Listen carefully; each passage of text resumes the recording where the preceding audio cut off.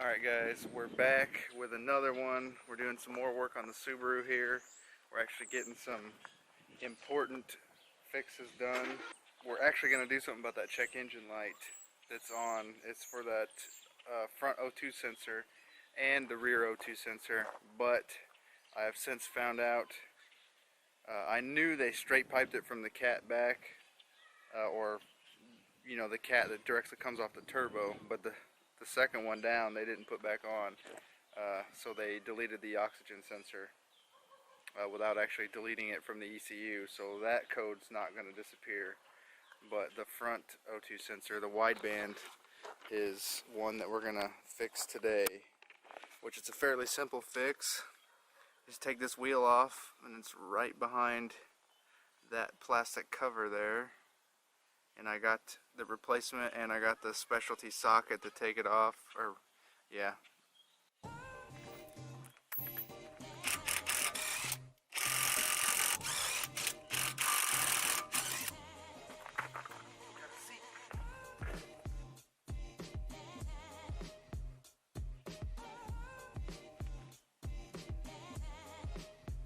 Don't use knives to open plastic clips. There's your pro tip for the day.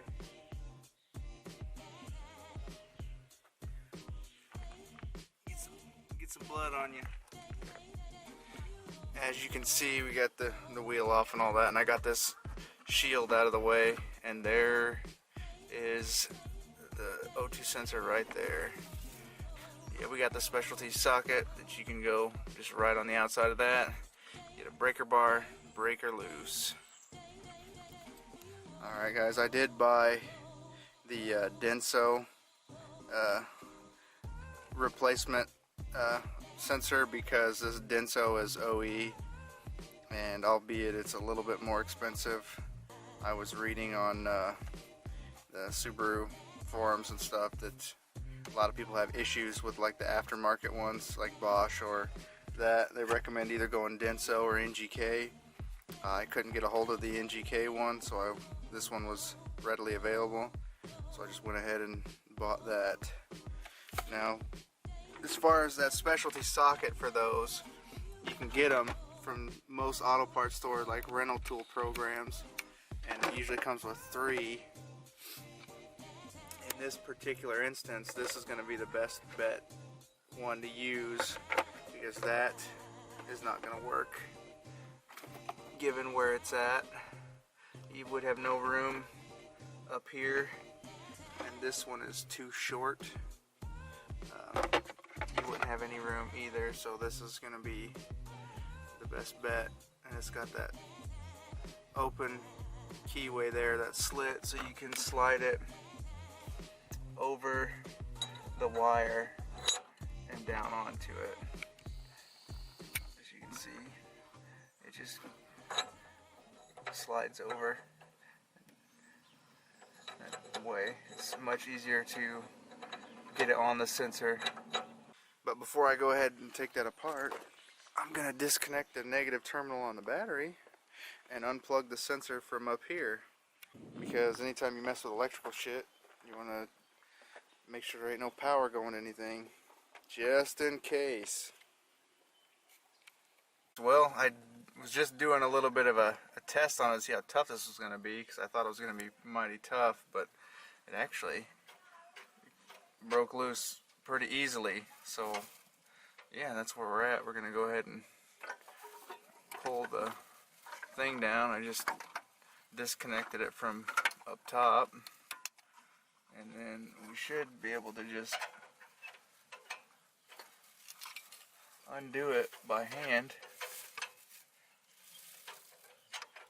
Yeah, that thing definitely looks well used. But then again, I don't know what exactly a good condition one is supposed to look like. That may not be all that bad. It looks a little dinked, though. I don't know if that's how it's supposed to be or not. It looks a little bent. Alright guys, We got the new sensor here. Yeah, I don't want to lose that. Anti-seize. But yeah, this is in much better condition. This end is not bent like the other end.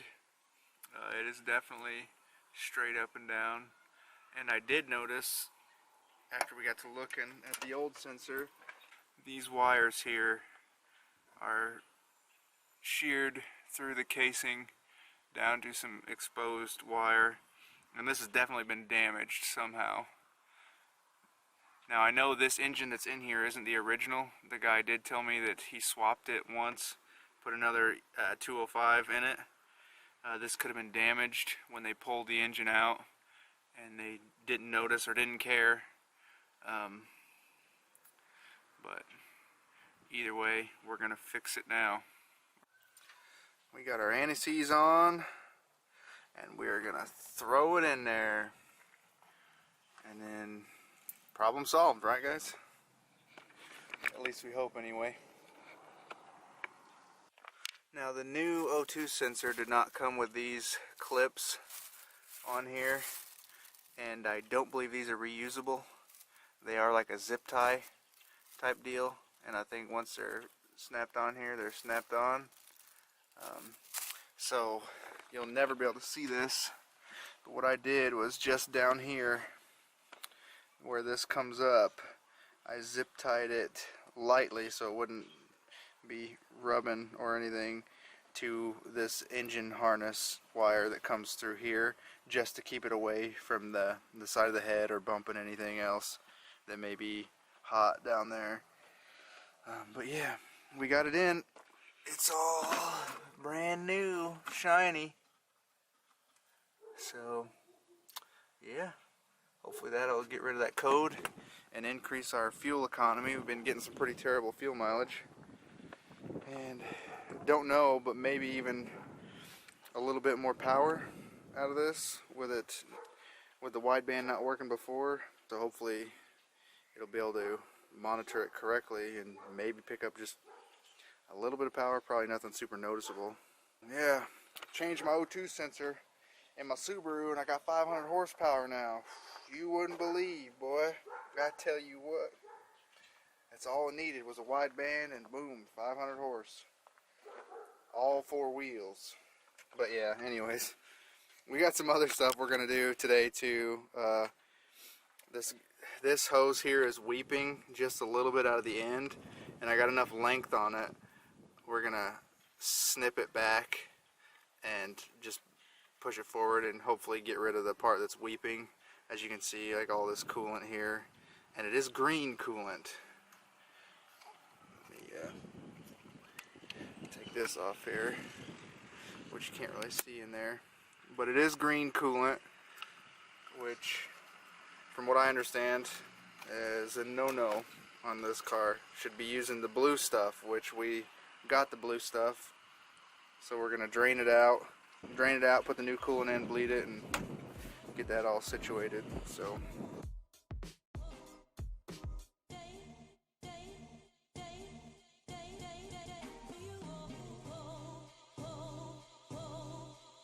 this here bucket is pretty much like a must for this. You just let her fill it up, and as you can see there,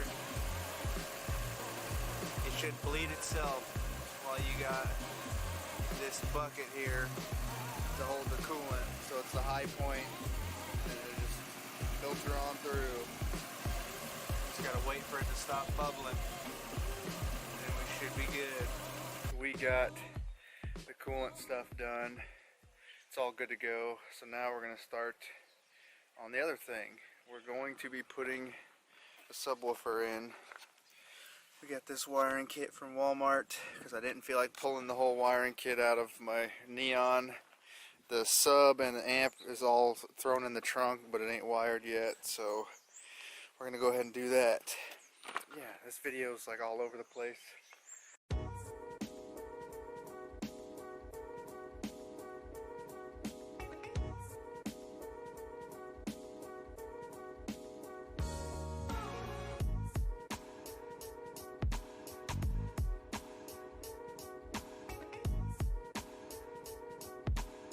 Alright, so pulling this radio out has been a moment that I've been dreading since I bought the car, because most people do not buy the proper harness to connect to the factory harness, and they just snip it and then splice them together. But albeit it's not a very good job, they did buy the correct harness to plug in, so I don't have to worry about that.